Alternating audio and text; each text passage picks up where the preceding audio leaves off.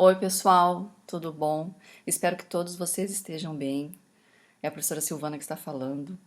Hoje a gente vai dar continuidade, então, às nossas atividades de aula teórica com o assunto de tratamentos conservadores da polpa. Nós vamos conversar um pouquinho sobre a proteção pulpar, o capeamento direto, a curetagem pulpar, a pulpotomia, as suas indicações, as técnicas, os materiais. Existem capítulos de livros bem importantes, né, sobre o tratamento conservador da polpa. As referências elas vão estar no último slide, né, dessa aula. E a gente vai abrir também um fórum onde vocês podem perguntar as dúvidas e a gente vai debatendo, né, durante esse período em que a gente não pode estar com vocês na presença física. Eu tô com muita saudade também de vocês, ok? Por que então que é tão importante a gente conservar a polpa dentária, principalmente nos casos de crianças, né, dentes assintomáticos ou não? Porque esse tecido conjuntivo frouxo, ricamente vascularizado, inervado, ele exerce uma série de funções para que se mantenha a vitalidade, né, do dente. E histologicamente, esse tecido pulpar, ele mantém também a dentina. Então, a sua formação através da complementação radicular, as defesas através da formação de dentina terciária frente a estímulos, né, como a cárie dental, a sinalização de células indiferenciadas se diferenciando em odontoblastos ou fibroblastos para atuar seguindo sua função, em geral, a nutrição. Então é muito importante manter a integridade desse tecido para que toda essa orquestra funcione de uma forma mais harmônica e a gente tenha assim o dente, né, em função mantendo a sua vitalidade na cavidade bucal.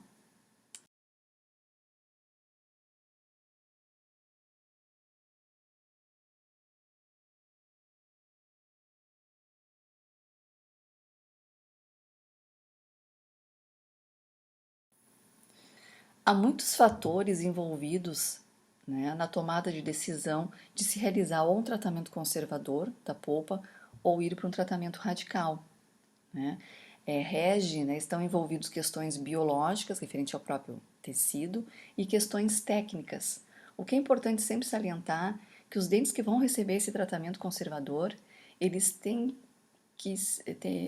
têm que proporcionar que a gente consiga fazer um isolamento absoluto, né, nesses dentes e que a estrutura remanescente ela seja plausível de receber uma restauração convencional. Dentes com muita perda de estrutura, né, a gente vai ter que fazer a reabilitação através de retentores intraarticulares. E isso contraindica o tratamento conservador da polpa. Aí a gente já necessita, sim, um tratamento endodôntico para a posterior realização dessa reabilitação. Nós podemos fazer uma comparação do tratamento da pulpectomia com o tratamento conservador. E o que a gente vai observar aqui, no tratamento conservador a gente tem um menor tempo de trabalho, técnica com menos detalhes, menos dispendioso, menor número de fatores que influenciam no reparo, porém tem de ser muito bem indicado para se ter um sucesso no resultado. Existem vários fatores que devem ser levados em conta num somatório para se realizar o tratamento conservador. Por isso, na literatura, a gente sempre encontra uma taxa, ou seja, uma porcentagem de sucesso muito maior com a pulpectomia, 95% no caso de polpa viva, e no tratamento conservador com 85%. Mas muito é devido ao erro de diagnóstico para a gente decidir, né, se vai fazer a pulpectomia ou o tratamento conservador. Além disso, a gente sabe que uma das escolhas que leva mais para o conservador tem uma conotação mais social, porque a gente tem que levar em conta, sim, a condição socioeconômica do paciente. Muitos procuram atendimento em postos de saúde e nesses locais eles não realizam o tratamento endodôntico. Eles fazem o tratamento de urgência e encaminham para os centros de especialidades odontológicas, onde essas pessoas ficam assim anos esperando para realizar esse tratamento. Então, em casos bem indicados, se a gente conseguir fazer um tratamento conservador, nós estamos mantendo aquele dente em boca por mais tempo. Por isso, essa conotação social é tão importante. Então, quando que vamos indicar a realização de um tratamento conservador, relacionando a questão de ordem biológica? Né? Nos casos de fraturas coronárias com exposição, em casos de cáries profundas com exposições acidentais, onde a gente consiga observar aquele sangramento vivo, né, aquela hemorragia controlada. Em casos em que a gente está frente à risogênese incompleta e quando se idealiza o fechamento e complementação radicular. Então, nestes casos, né, de origem biológica, a gente quer, sim, a integridade, manter a integridade da polpa dentária. Já as indicações de ordem técnica, elas estão muito mais relacionadas com a complexidade anatômica dos dentes, principalmente, né, em casos de molares, realizar um tratamento endodôntico no terceiro molar superior, onde há a presença de curvaturas muito acentuadas, de lacerações, o difícil acesso, né, pelo posicionamento desse dente na arcada, pela essa morfologia atípica, muitas vezes relacionadas também, essas indicações de ordem técnica, com o paciente apresenta uma abertura de boca pequena, ou trismo, e não colaboram, ou mesmo sendo um paciente especial e que não tenha condições de realizar esse tratamento endodôntico. Então, a gente indica, assim, nessas situações, né, o tratamento com conservador da polpa dental. E de ordem socioeconômica, como eu já havia falado anteriormente, né, o serviço público é uma forma de se manter o dente em boca por mais tempo, quando o paciente ele não tem condições de realizar o tratamento endodôntico. Os tratamentos endodônticos conservadores, então, que a gente vai abordar, né, hoje, seriam a proteção pulpar, que é conhecida também como capeamento pulpar indireto, o capeamento pulpar direto, curetagem pulpar e a pulpotomia. Os dois primeiros, a proteção pulpar e o capeamento pulpar direto, eles têm um enfoque mais preventivo, visando manter a polpa sem intervir nela, né? Então, por essa razão, eles estão muito mais relacionados com os procedimentos restauradores de dentística. Já a curetagem pulpar e a pulpotomia são tratamentos mais invasivos. Há uma intervenção direta no tecido pulpar. E daí, por consequência disso, eles estão muito mais próximos dos procedimentos endodônticos. Então, os tratamentos endodônticos conservadores, eles almejam, através da utilização de materiais de revestimento biológico, são aplicados, né, sobre ora dentina, ora polpa, a formação de uma barreira de tecido duro que protege essa polpa isenta de inflamação.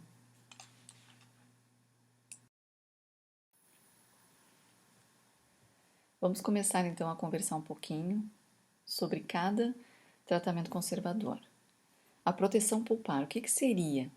Então, é a aplicação sobre a dentina de materiais que visam proteger esse tecido pulpar em cavidades profundas sem exposição pulpar.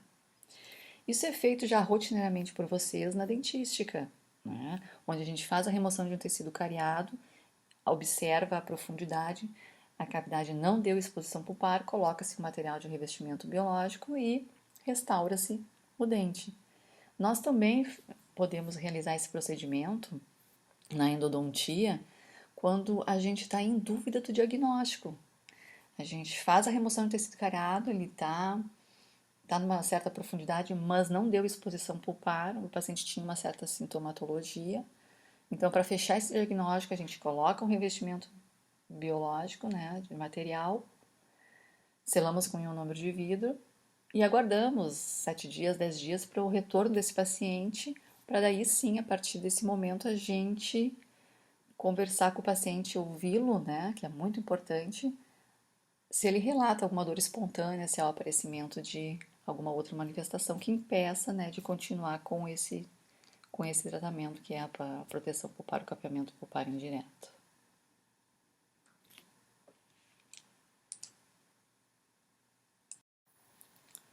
As indicações, então, para a realização da proteção pulpar ou capeamento pulpar indireto são preparos cavitários profundos, mas onde não houve a ocorrência da exposição pulpar, fraturas da coroa, também sem exposição pulpar, cáries profundas, de acordo e observado na ilustração, sem exposição pulpar. Mas todas essas indicações elas estão vinculadas primeiramente com o quê? Com o diagnóstico da polpa. Então são polpas jovens, sadias, assintomáticas, porque nessa situação a gente sabe que tem uma boa capacidade reacional desse tecido. Podemos observar aqui então, né, as indicações. Na esquerda, esse molar com preparo cavitário profundo, onde a gente observa que em algumas regiões necessita de uma proteção indireta. E no canto inferior direito, a gente pode observar a fratura coronária sem exposição pulpar, onde a gente pode reabilitar esse paciente com uma restauração convencional. A técnica da proteção pulpar, então, ela é descrita primeiramente pela realização da remoção do tecido cariado, se for o caso, seguindo a ilustração, a aplicação do cimento de hidróxido de cálcio comercializado, ou hidrocei, ou de cal, aquele cimento que muitas vezes ele é utilizado para cimentação de provisório, uma fina camada delgada sobre essa dentina, protegendo então esse cimento de hidróxido de cálcio, faça uma aplicação de uma camada de ionômero de vidro, e sobre o ionômero de vidro realiza-se então a restauração definitiva com material de escolha. Né? Seria aquela popularmente conhecida como uma técnica sanduíche, né? Que a gente protege e faz a restauração subsequentemente. No caso do capeamento pulpar direto, a aplicação desse material de revestimento biológico vai se dar sobre a dentina e sobre a polpa exposta, com materiais que visam proteger, né, o tecido pulpar em cavidades profundas, com exposição pulpar, mas de pequena amplitude e livre de infecção.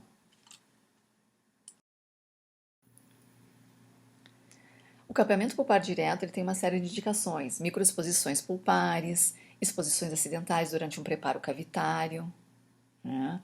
Fraturas de coroa que proporcionem, né, uma exposição pulpar pequena, as cáries profundas, que a gente já vai avaliar na análise radiográfica, que há uma possibilidade de realização de capeamento pulpar direto, mas porém clinicamente após a remoção desse tecido é que a gente vai ver, né, o grau e o tamanho daquela exposição, vinculando essas indicações sempre com a condição dessa polpa, né, jovem, assintomática, que tem boa capacidade reacional, avaliando o tipo de sangramento que está proporcionando essa lesão, se é um sangramento vermelho vivo, se essa hemorragia ela está condizente com o tamanho da exposição.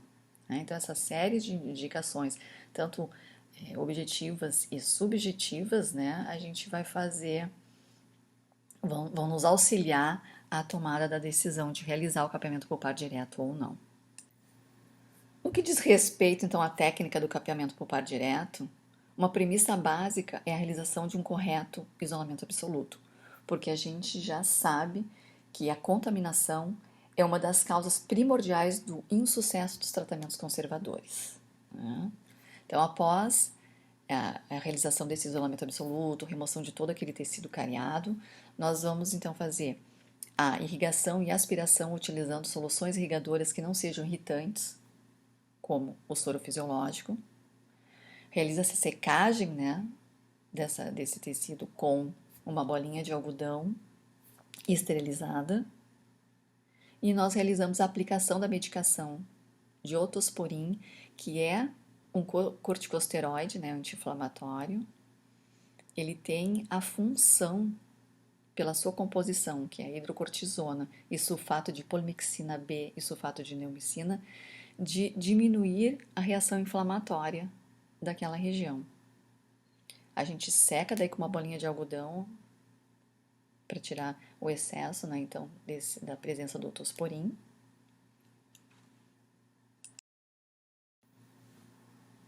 Em sequência, nós vamos então aplicar o material de revestimento da polpa, escolhido que é o hidróxido de cálcio, em forma de pó, sobre o tecido exposto.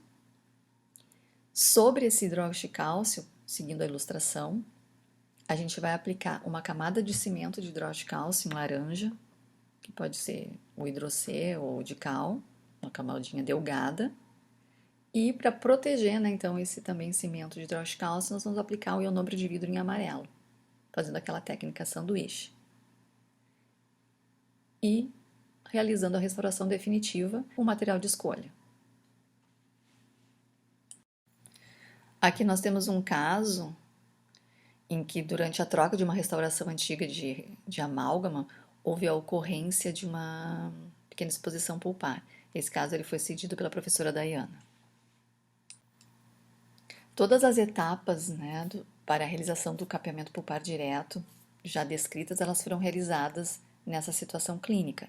Então, houve a irrigação com uma solução de soro fisiológico, a secagem com bolinha de algodão, a aplicação do corticosteroide ou otosporin por 10 minutos, a secagem novamente com a bolinha de algodão, a colocação, então, do pó de hidróxido de cálcio sobre esse tecido exposto, sobre ele o cimento de hidróxido de cálcio e o ionômero de vidro e, posteriormente, a restauração definitiva.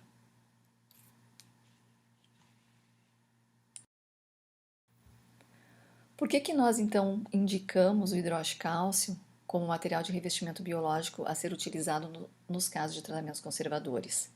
Porque este material ele tem propriedades antimicrobianas e propriedades de mineralização, formando e induzindo, então, a barreira de tecido mineralizado.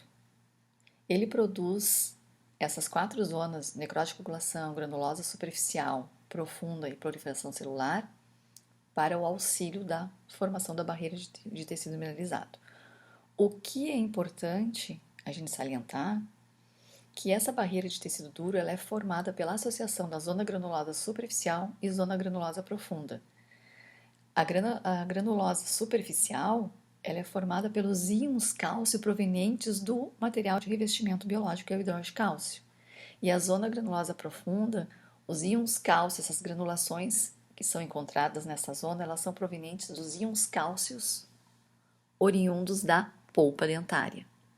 Isso é bem importante a gente saber, que a barreira de tecido duro, então, ela é formada pela associação dessas duas zonas granulosas e que a superficial a gente tem íons cálcios do material e a profunda íons cálcios da polpa.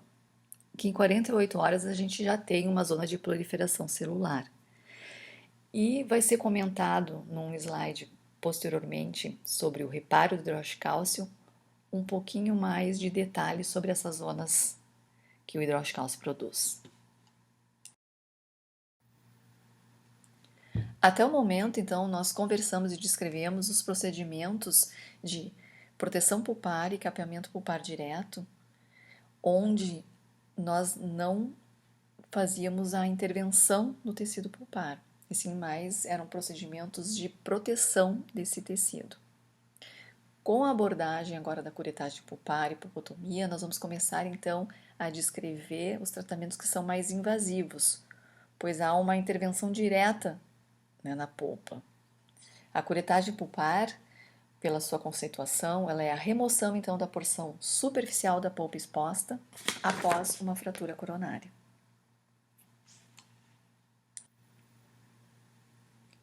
Então, a curetagem pulpar ela tem como indicações fraturas coronárias de pequena, média exposição pulpar. Mas mais relevante ainda do que o tamanho dessa exposição é quanto tempo esse tecido ele ficou exposto na cavidade bucal. E se a ocorrência dessa exposição foi feita com isolamento absoluto ou não. Isso aí vai nos possibilitar, né, a gente ter o grau de contaminação desse tecido pulpar.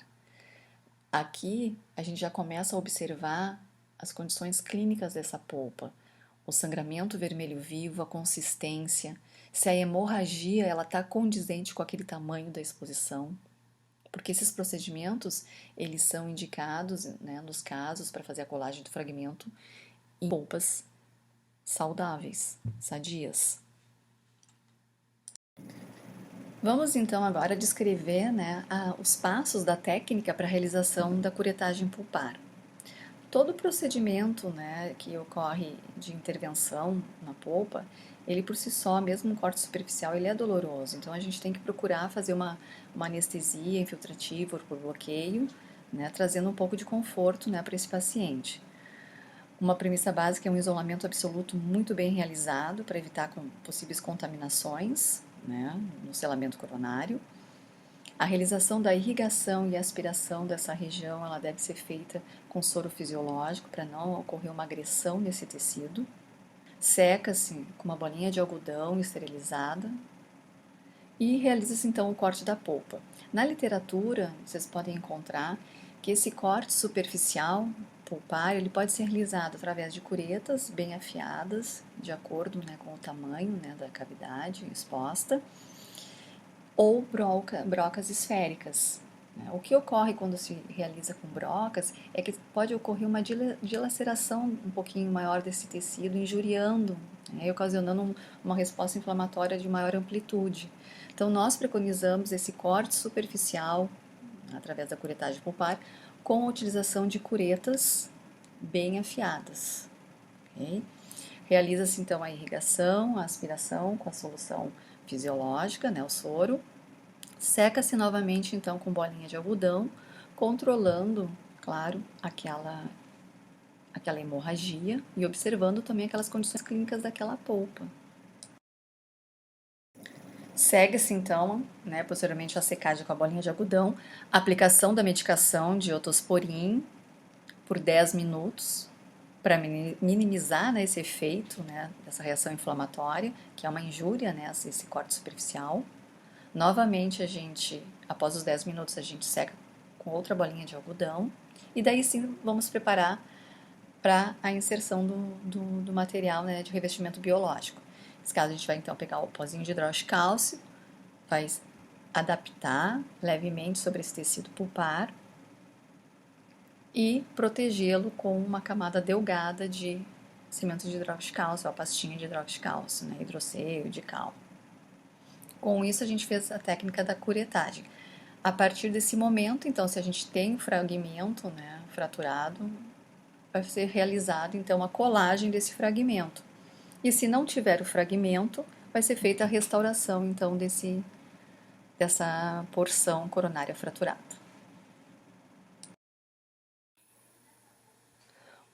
Frente às situações, então, de fraturas coronárias com exposição do tecido pulpar, um dos critérios que rege a escolha da realização de uma curetagem pulpar ou uma pulpotomia é a extensão desse comprometimento da polpa coronária, ou seja, o tamanho da exposição pulpar. Porém, a gente não pode esquecer de observar o tempo que esse tecido pulpar ficou exposto na cavidade bucal, porque eu posso ter uma pequena exposição pulpar, né, uma fratura coronária com uma pequena exposição, só que ficou muito tempo exposta, né, na cavidade, então eu vou preferir indicar a realização não de um corte superficial, e sim uma pulpotomia, né, ao invés da curetagem. Claro que avaliando as situações e os aspectos, digamos, clínicos desse tecido pulpar, né, o sangramento, a hemorragia condizente, e se essa fratura com essa exposição pulpar ela ocorreu sob isolamento absoluto ou não. Então, o poder, acho que decisório de escolha de qual terapêutica utilizar é o que rege o sucesso, né, dos tratamentos conservadores. Eu acho que é o mais difícil é o diagnóstico pulpar e a instituição da terapêutica correta.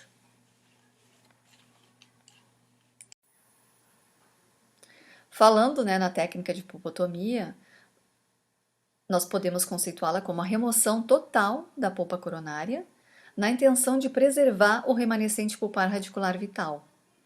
porque maioria das vezes, em muitas situações clínicas, a inflamação pulpar ela se restringe somente à polpa coronária, né? Deixando então essa polpa radicular sadia e vital. A pupotomia, então, ela tem a indicação principalmente de ser realizada em pacientes jovens, em dentes com exposições pulpares amplas, no qual a gente consegue avaliar aquela consistência da polpa, um sangramento vermelho vivo, a gente consegue fazer uma hemostasia dessa hemorragia inicial, né? Em polpas sadias ou inflamadas, como eu falei anteriormente, na maioria das situações clínicas, a porção área é que está inflamada, deixando livre de inflamação os filetes radiculares. Mas um ponto bastante importante é que os dentes que são indicados para receber, né, a pupotomia, eles devem ser passíveis de quê? De se conseguir executar um bom isolamento absoluto neles. Como é o caso ali no dente que a gente está observando, onde tem pouca estrutura dentária, na figura inferior, não é passível de receber tanto uma restauração via dentística ou um isolamento absoluto. Então, nesses casos, a gente não indica, a gente indica possivelmente um tratamento endodôntico e uma reabilitação, né, via prótese. Tá? Isso é bem importante, se a gente tem um remanescente adequado e se a gente consegue isolar esse dente. Nos dentes, né, com risogênese incompleta, os tratamentos conservadores, eles deverão ser o de primeira escolha, né, em polpa viva, porque com eles será possível, né, manter a integridade, né, de pelo menos parte da polpa, preservando assim as células da bainha epitelial de Hertwig, que é imprescindível, né, para o completo desenvolvimento radicular. A gente pode notar nas radiografias aqui do pré-inferior que esses dentes com risogênese incompleta, eles apresentam a conformação de um canal mais cilíndrico, tanto a câmara pulpar como o canal radicular é bem amplo, com as paredes laterais muito finas, delgadas, né? Necessitando então a sua complementação regular. Então, o nível do corte, né, da pupotomia, ele deve ser o mais superficial possível nesses casos, diferente de dentes normais, onde a gente faz a pupotomia, que faz o limite como o colo anatômico, o limite cervical. A gente deixa um pouquinho, né, não tão profundo, porque assim, se a gente corta muito em profundidade, não permite a formação de dentina, deixando essas paredes muito finas e frágeis, suscetíveis a uma posterior fratura. Uma das consequências também de realização de pulpotomia em dentes com risogênese incompleta, a gente pode ver nos premolares aqui inferiores da direita, a formação da barreira, né? E em casos também pode ter focos de mineralização onde vai obliterando aquele canal, né? Mas pelo menos a gente conseguiu ter a continuidade da formação radicular, as paredes, né? Elas ficaram mais espessas com o fechamento apical.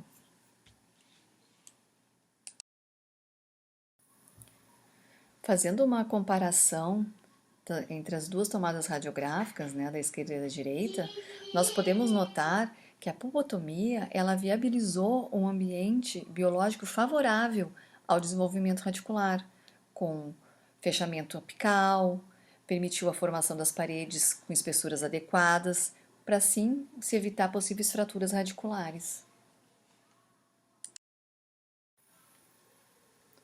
Só retomando, né, o slide anterior, que eu esqueci de falar, vocês vão ter uma aula sobre risogênese incompleta, principalmente os tratamentos instituídos em casos de necrose pulpar, né, de dentes com risogênese incompleta, ok? Isso foi só um adendo. Voltando aqui para o nosso slide sobre o diagnóstico pulpar, durante muito tempo tentou-se fazer uma correlação, estabelecer um diagnóstico histopatológico, né, das doenças pulpares a partir das características clínicas relacionadas especialmente pela dor, né, pelos sintomas. Só que existia muito nisso uma subjetividade nas respostas dos pacientes, né, frente a esses recursos semiotécnicos, principalmente referente ao teste de sensibilidade pulpar. Por isso, para se chegar a um diagnóstico, temos de avaliar os recursos em conjunto e aprender a ouvir os relatos dos pacientes e fazer um somatório das informações subjetivas mais as objetivas. Porque é inviável tu ver uma relação entre clínico, radiográfico e histopatológico, né? Então, diante de todas essas dificuldades diagnósticas para se definir se essa polpa pode ou não ser submetida a um tratamento conservador, alguns autores eles sugeriram alguns critérios objetivos que estariam mais relacionados com o aspecto do tecido pulpar do que com a sintomatologia apresentada pelo paciente. Por isso que a gente vai observar mais o aspecto clínico, visual daquele remanescente, a coloração desse tecido exposto, a intensidade da hemorragia e decorrência dessa exposição, a consistência do tecido pulpar, né, da câmera, bem como também a intensidade da hemorragia que é oriunda do próprio filete, né, da polpa radicular, quando a sua porção coronal é removida. Então, o que é importante ficar é que o sucesso da indicação, né, dessa pulpotomia e de também ter o êxito após a sua realização é nesse diagnóstico pulpar, é observar esse aspecto clínico visual desse tecido. Frente então a casos de amplas exposições pulpares, a premissa básica para a gente indicar a realização ou não de um tratamento conservador é avaliar o tipo de sangramento que está presente nesse tecido. Se é um sangramento com cor vermelho vivo, um sangramento normal após um corte de tecido pulpar, que a gente consegue fazer a hemostasia após aquela hemorragia inicial, então esse é um fator favorável que indica a realização do tratamento conservador. Porém, se a gente está à frente, como está ilustrado nessa figura direita, de um sangramento muito escuro, já está me dizendo que nesse tecido eu tenho muito acúmulo de sangue venoso, né? Menos oxigenado e, consequentemente, em decorrência de graves alterações vasculares. Ou mesmo se há ausência de um sangramento, já está nos dizendo também que esse tecido já tem alterações irreversíveis, até uma necrose, ou a presença de uma hemorragia intensa também nos leva a pensar que a gente está à frente de alterações vasculares irreversíveis, né? Então, a análise desse sangramento, dessa exposição, é muito importante para a tomada de decisão.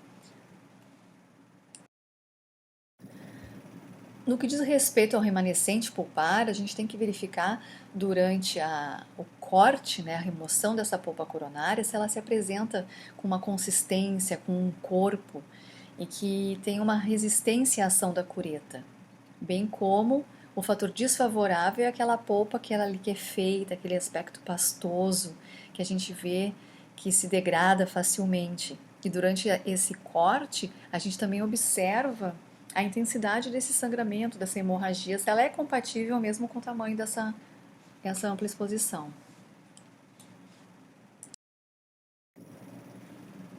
Um outro fator que deve ser considerado para a tomada de decisão da indicação de se realizar ou não um tratamento conservador, no caso a pulpotomia, é a presença então de paredes espessas e resistentes da estrutura coronária. A coroa ela tem que se apresentar quase íntegra, no qual ela possa receber um tratamento de restaurador direto. Já o fator desfavorável são aquelas grandes destruições coronárias, onde a gente não consegue até realizar um isolamento absoluto adequado e há a necessidade de colocação de um retentor intrarradicular, né, para posterior reabilitação protética. Então, nesses casos, a gente indica o tratamento endodôntico e não o tratamento conservador. A técnica, então, de pulpotomia, ela pode ser realizada de duas formas. Mediata, em 2 sessões, e imediata, em uma única sessão. A vantagem de se realizar e preconizar a pulpotomia pela técnica imediata é que a gente diminui o risco de contaminação, porque o dente ele já sai restaurado definitivo naquela sessão. Em ambas as técnicas, os procedimentos que iniciam na anestesia e vão até a medicação, eles são iguais. Porém, na técnica imediata, essa medicação, que é a colocação de uma bolinha de algodão com otosporin, recoberta por gutapercha para proteger, e um material restaurador provisório, vai ficar 48 a 72 horas, para posteriormente o paciente retornar e daí sim fazer a colocação do material de revestimento biológico e restauração definitiva. Existem alguns pontos que devem ser melhor elucidados em cada etapa. Por exemplo, na anestesia, a gente sabe que todo procedimento que envolve tecido pulpar é um procedimento doloroso. Então, a gente tem que proporcionar um conforto para o paciente realizando uma anestesia adequada, infiltrativa ou por bloqueio, mas durante o procedimento a gente nunca pode realizar a anestesia intrapulpar, porque a presença do anestésico e da agulha ainda nesse tecido, ele vai promover danos e ainda vai aumentar, né, a resposta inflamatória desse tecido e, além do que, a gente não vai poder julgar as suas reais condições clínicas, né, se a gente anestesiar esse tecido. Então, ela não é utilizada quando se almeja a realização da técnica de pulpotomia. O isolamento absoluto ele deve ser realizado da melhor forma possível, porque a gente sabe que grande parte dos insucessos nos tratamentos conservadores, eles estão relacionados com a contaminação. A remoção de tecido cariado, realizada com brocas esféricas, elas sempre devem procurar não dilacerar esse tecido pulpar, né? Então a gente tem que sempre cuidar para quanto menor trauma provocado a esse tecido, essa polpa, melhor a possibilidade da gente conseguir julgar a sua condição clínica.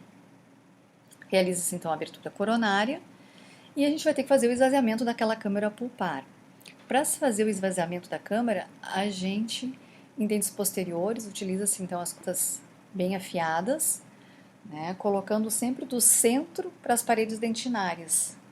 E o nível em dentes posteriores que a gente deixa é o nível de assoalho. Já nos dentes anteriores, o nível do corte desse tecido pulpar vai ser o colo anatômico e o limite cervical.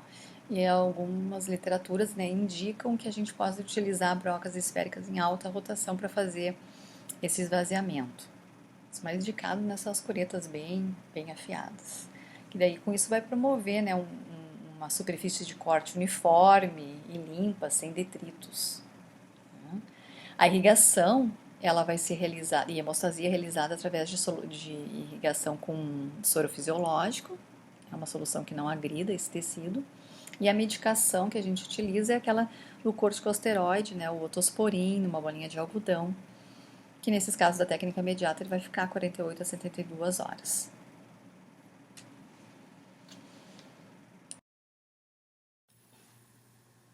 Neste slide a gente consegue apresentar um resumo, né, da técnica de pulpotomia imediata, realizada em uma única sessão.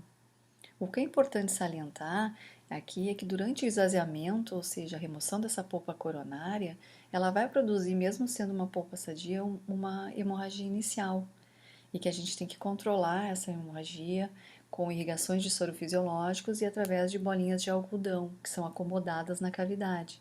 Então tem que sempre lembrar que a hemostasia é um processo lento. Então a gente pode ter que trocar umas 3, 4 vezes essa bolinha de algodão inundada, né, pelo esse sangramento até realizar a hemostasia completa. Posteriormente, né, a hemostasia vai observar também os filetes, né, remanescentes do tecido pulpar, e daí sim aplicar o corticosteroide com bolinha de algodão por 10 minutos, secar novamente com a bolinha de algodão, e aqui aplicar, né, o material de revestimento biológico que é o hidrol de cálcio.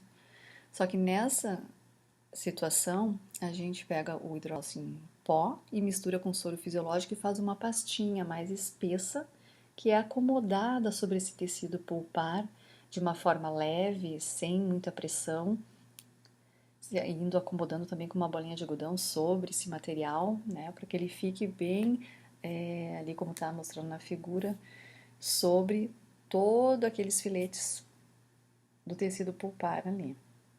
E posteriormente, então, recobre-se com ionômero de vidro e faça a reação definitiva.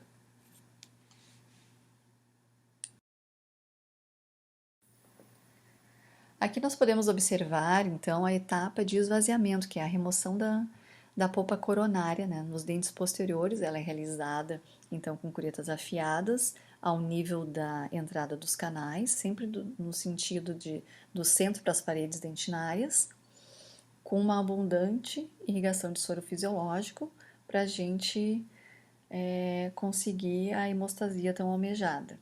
O que é importante salientar nessa fase é que é nesse momento que a gente vai observar e analisar todos aqueles critérios, né, que a gente conversou anteriormente, de consistência do tecido, de tipo de sangramento, da coloração, e avaliando esses critérios que a gente vai sim permanecer indicando ou tratamento conservador ou, a partir desse momento, um tratamento endodôntico. Também é importante que após a completa remoção do tecido da polpa coronária, a gente observe os filetes pulpares numa cavidade limpa e sem raspas de dentina, de detritos.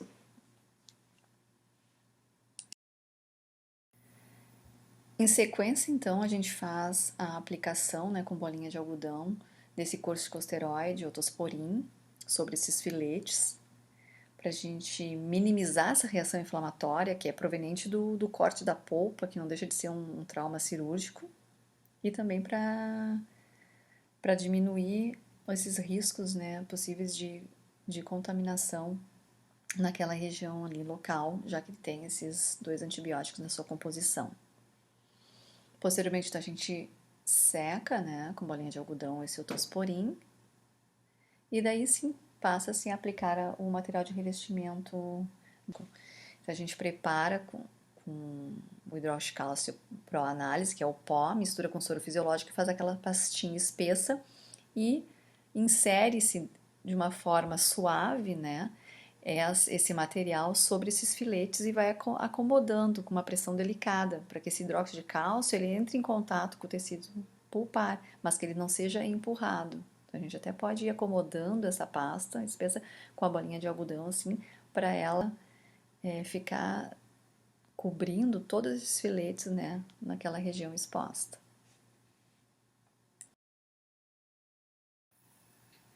A pulpotomia, então, ela pode ter um caráter provisório ou definitivo. Provisório quando se tem o intuito, então, de posteriormente se realizar um tratamento endodôntico. E a gente utiliza, então, o cimento de óxido de eugenol nessas situações, com uma concentração menor de eugenol. Nos casos da pulpotomia definitiva, nós temos os materiais, né, já mencionados, que é o hidróxido de cálcio, o MTA e a biodentina, que são materiais com propriedades biológicas muito semelhantes ao hidróxido de cálcio e apresentam propriedades físicas e mecânicas superiores ao hidróxido de cálcio. E aqui fazendo um adendo, sempre na pulpotomia definitiva, em que a gente coloca esse material de revestimento biológico sobre ele, nós vamos proteger com o ionômero de vidro e nessa mesma sessão o dente já sai restaurado definitivamente com o material de escolha. Tá? Essa é a grande diferença, né, também daquela pulpotomia que é realizada pela técnica mediata, que é em 2 sessões, e a imediata. Então, quando que eu vou realizar a pulpotomia com caráter provisório? Em que situações? Em dentes, né, com risogênese incompleta, com uma extensa destruição coronária e que vão necessitar para sua reabilitação a utilização de retentores intrarradiculares. Então, nessas situações, eu vou realizar o meu procedimento, minha técnica de pulpotomia como eu devia até agora, só que daí eu vou colocar como material de revestimento o uso do óxido de zinco eugenol. Nós sabemos que ele não vai promover a formação de tecido duro, mas vai haver a complementação radicular, o fechamento, só que aquele tecido, né, que se manteve ali, ele se mantém com uma inflamação crônica de longa duração, mas que posteriormente, então, eu vou realizar o tratamento endodôntico visando a reabilitação protética desse dente.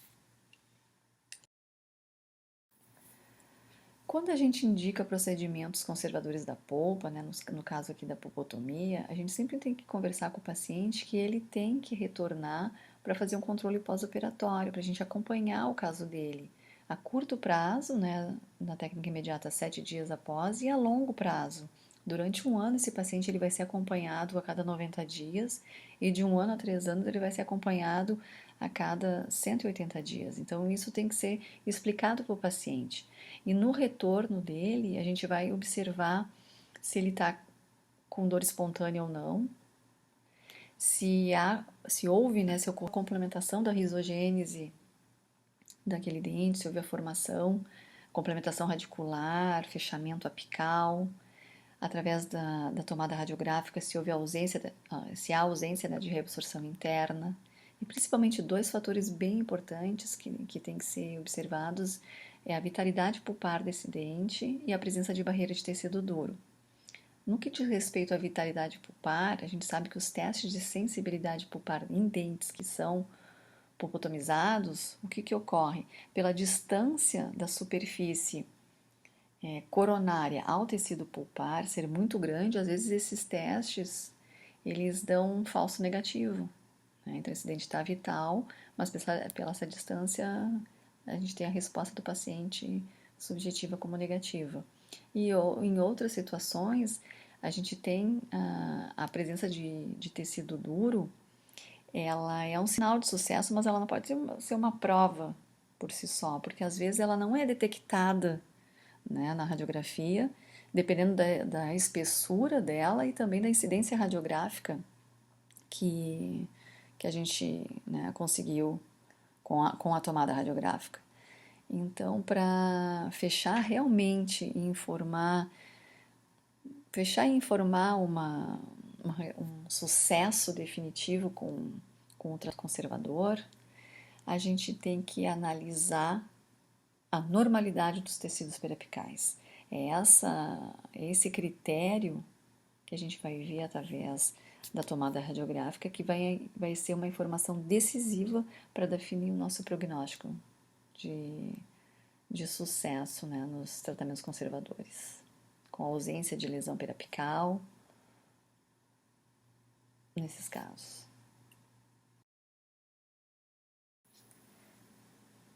Este é um caso, né, de um premolar inferior com fratura coronária e risogênese incompleta, onde a terapia conservadora, né, através da pulpotomia, foi realizada. E nós podemos observar através das tomadas radiográficas de controle que já em 2 meses após a realização do procedimento, a gente tem um sinal, né, de caráter de sucesso, de êxito, que é a formação da barreira de tecido duro, e observando também um aumento, né, na espessura das paredes dentinárias, evoluindo para uma complementação radicular e posteriormente um fechamento apical.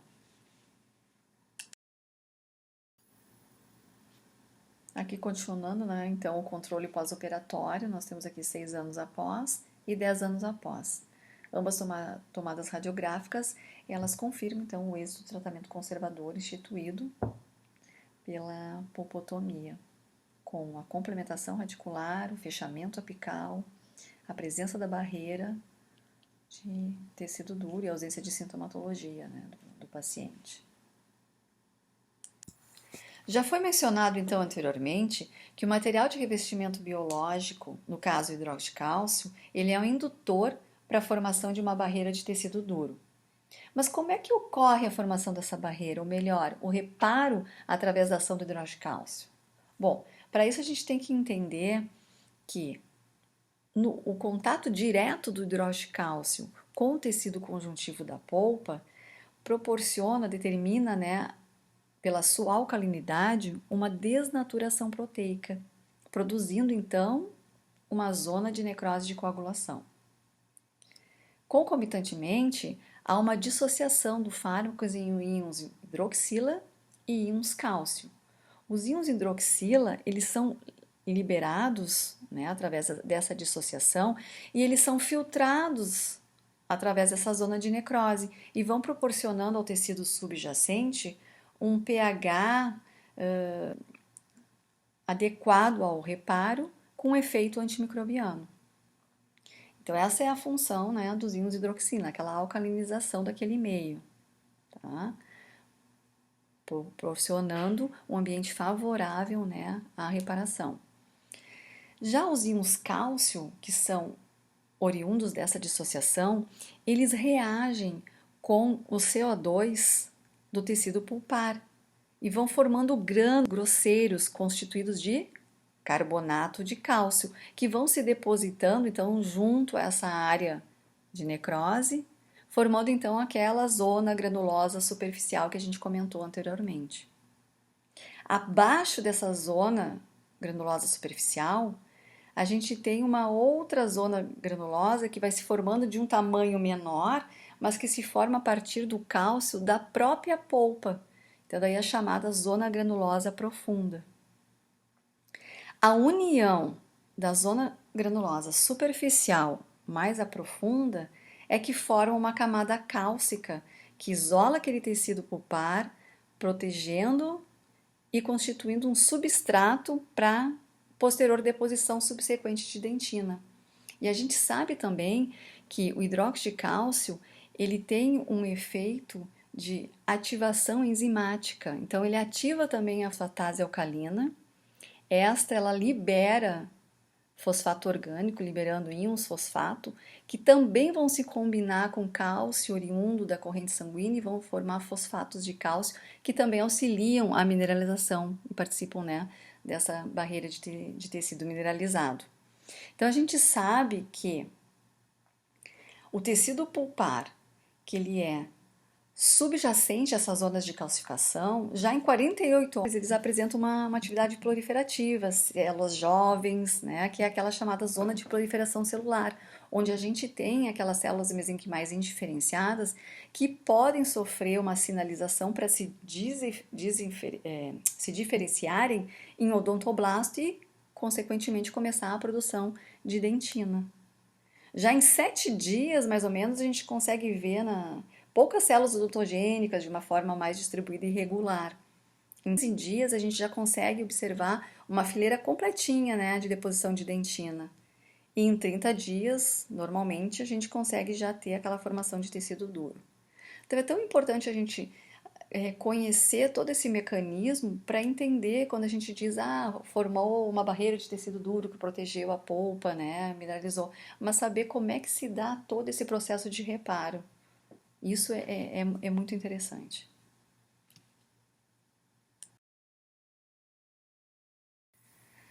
Este é um caso, né, cedido pela professora Greca, em que ela realizou um procedimento de pulpotomia. A gente vê aqui clinicamente, observa só um escurecimento e algumas fissuras, né, com cavidade, e na tomada radiográfica a gente tem aquela surpresa de uma ampla e extensa lesão cariosa, né, tá envolvendo até um pouco do assoalho da câmara pulpar.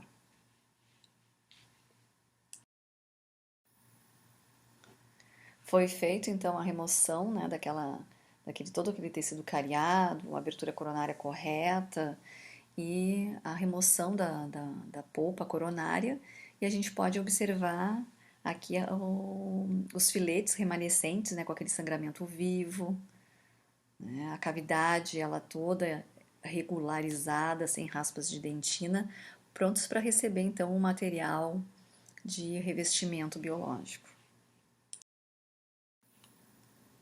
Após os procedimentos, então, de colocação do corticosteroide, o Tosporin, por uns 10 minutos, irrigação com soro fisiológico, secagem com bolinha de algodão, a pasta, então, manipulada com um hidroxicálcio PA mais o soro fisiológico, de uma forma mais espessa, ela foi adaptada sobre esses filetes, né, da polpa radicular, acomodadas com uma bolinha de algodão, para eles ficarem bem assentados, né, em contato com o tecido.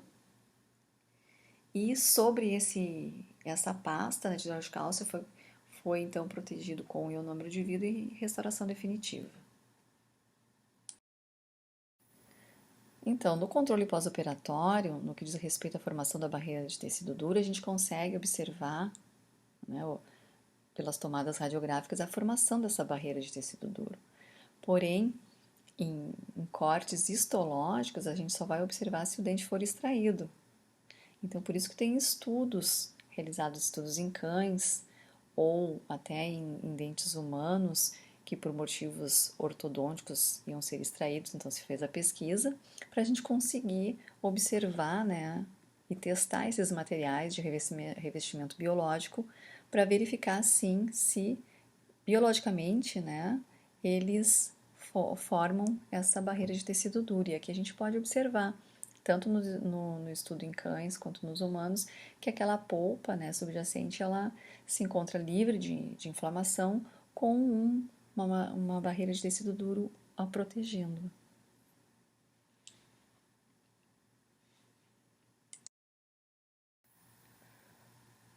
O insucesso, né, do tratamento conservador, no caso da pubotomia, está relacionado a algumas causas, né? Uma delas é a dificuldade que a gente tem em estabelecer o correto diagnóstico do estado daquela polpa, porque a gente não consegue fazer aquela correlação entre o estado histopatológico, o clínico e o radiográfico. Muitas vezes aquela polpa ela já está num estágio vascular de irreversibilidade e ela é diagnosticada como um estado vascular reversível, porque é muito subjetivo as respostas para estabelecer o diagnóstico. Então, a gente tem que sempre fazer um somatório das informações subjetivas e objetivas, né, muito mais relacionada ao aspecto do tecido pulpar do que com a sintomatologia do paciente, para tentar chegar a um diagnóstico pulpar correto, né, e uma indicação correta para uma pubotomia. Outra causa do insucesso é o emprego da técnica operatória incorreta, utilizando soluções irrigadoras irritantes, ou até realizando anestesia intrapulpar, ocasionando mais um dano, né, naquele tecido que já tem uma reação inflamatória, então está aumentando a probabilidade dessa reação inflamatória. Na remoção e esvaziamento, usar brocas esféricas para remoção do tecido pulpar, ocasionando então raspas de dentina contaminada que ficam sobre essa superfície desse remanescente pulpar, podendo então colocar em risco o êxito, né, o sucesso deste tratamento, bem como a utilização de materiais que não são de revestimento biológico sobre a polpa. Então, tem várias causas, né, que ocasionam o insucesso do tratamento conservador da polpa dentária.